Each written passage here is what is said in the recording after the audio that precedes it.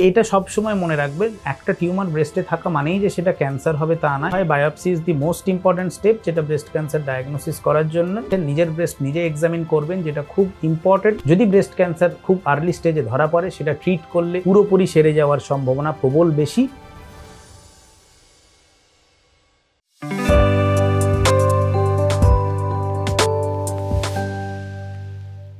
নমস্কার, welcome to ডাক্তারবাবু YouTube channel. আমি ডক্টর তন্ময় মণ্ডল, আমি মেডিকেল অঙ্কোলজিস্ট। এখন আমি মণিপাল হসপিটালস ঢাকুরিয়ার সাথে অ্যাটাচড।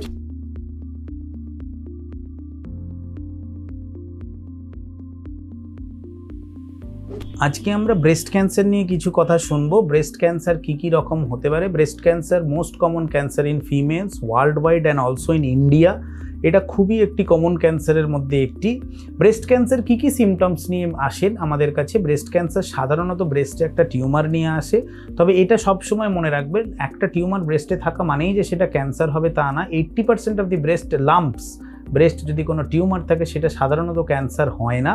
তবে হ্যাঁ, ব্রেস্ট ক্যান্সার যদি একটা টিউমার নিয়ে আসে এবং সেটা যদি বায়োপসি করে প্রমাণ হয় যে সেটি ক্যান্সারাস, সেক্ষেত্রে আমরা ব্রেস্ট ক্যান্সার বলে সেটাকে সিমটমস বা স্ট্যাম্প করি।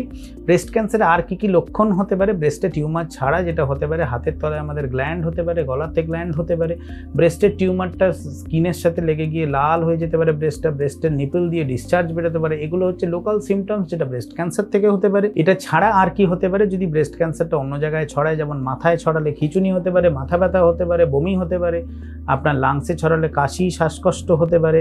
লিভারে ছড়ালে জন্ডিস হতে পারে। পেটে ছড়ালে জল জমে যেতে পারে। এই সমস্ত সিমটমস যেগুলো আমাদের ব্রেস্ট ক্যান্সারের থেকে হতে পারে। কি করে ডায়াগনোসিস করা হয়? Biopsy is the most important step, যেটা ব্রেস্ট ক্যান্সার ডায়াগনোসিস করার জন্য। এটা ছাড়া আর কি টেস্ট করা হয়? একটা পেট স্ক্যান, বা যদি আমরা কেউ সিটি স্ক্যান করান তার সাথে একটা বোন স্ক্যান করলে হয়। বায়োপসির সাথে আরেকটি টেস্ট করা হয়, যেটার নাম হচ্ছে ইমিউনোহিস্টোকেমিস্ট্রি। সেটাতে ইআর, পিআর এবং হার্টপেনুট স্ট্যাটাস দেখা হয়। কিভাবে ব্রেস্ট ক্যান্সারের ট্রিটমেন্ট করা হয়? ব্রেস্ট ক্যান্সারের ট্রিটমেন্টের জন্য স্টেজ 1, 2 বা 3তে surgery is the most important step for the treatment. Main step for the treatment হচ্ছে সার্জারি। কিছু ক্ষেত্রে আমরা দেখি সার্জারি করার আগে কেমো দেওয়া দরকার হতে পারে, এবং বেশিরভাগ ক্ষেত্রে সার্জারির পরে আমাদের কেমো দেওয়া দরকার হতে পারে। কিছু কেসেতে আমাদের রেডিওথেরাপি লাগতে পারে, বা কিছু টার্গেটেড থেরাপি লাগে, বা আমাদের হরমোন থেরাপি লাগতে পারে। এইভাবে আমরা ব্রেস্ট ক্যান্সারের ট্রিটমেন্ট করি। ব্রেস্ট ক্যান্সারকে প্রতিরোধ করার জন্য কি স্ক্রিনিং মেথডস আছে, যেটা আমরা করি। যদি কারোর হাই রিস্ক হন কোনো পেশেন্ট, যেমন তাদের জন্য ফার্স্ট ডিগ্রি রিলেটিভ বা সেকেন্ড ডিগ্রি রিলেটিভেতে কারোর যদি ব্রেস্ট ক্যান্সার থাকে, বা যদি কারোর ডাইরেক্ট রিলেটিভেতে যদি জিনগতভাবে ব্রেস্ট ক্যান্সার ধরা পড়ে, সেক্ষেত্রে তাদের স্ক্রিনিং করা উচিত। স্ক্রিনিং করার মূল ধাপটা কি? সেটা হচ্ছে সেলফ ব্রেস্ট এক্সামিনেশন। নিজের ব্রেস্ট নিজে এক্সামিন করবেন, যেটা খুব ইম্পর্টেন্ট করা উচিত। এবং তাছাড়া আর কি করা যেতে পারে? আমরা একটি ম্যামোগ্রাফি করতে পারি। ম্যামোগ্রাফি কোন বয়স থেকে শুরু করা হয়? যদি হাই রিস্ক বা ফার্স্ট ডিগ্রি রিলেটিভ থাকে, সেক্ষেত্রে MRI of the breast starts from the age of 25। যদি সেটা না হয়, তাহলে আমরা ম্যামোগ্রাফি শুরু করতে পারি অ্যাট দি এজ অফ 35 আর বেশি।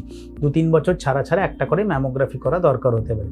এভাবে আমরা ব্রেস্ট ক্যান্সারের ট্রিটমেন্ট করি, ডায়াগনোসিস করি, এবং আমরা স্ক্রিনিং করে ব্রেস্ট ক্যান্সারকে দ্রুত ধরে নেওয়ার চেষ্টা করি। যদি ব্রেস্ট ক্যান্সার খুব আর্লি স্টেজে ধরা পড়ে, সেটা ট্রিট করলে পুরোপুরি সেরে যাওয়ার সম্ভাবনা প্রবল বেশি।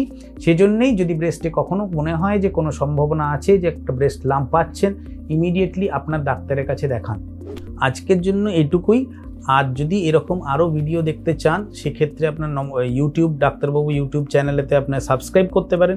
এই মুহূর্তে যে নাম্বারগুলো স্ক্রিনে দেখা যাচ্ছে, সেগুলোতে যোগাযোগ করতে পারেন আমার সাথে যদি ডাইরেক্টলি কথা বলতে চান। ধন্যবাদ।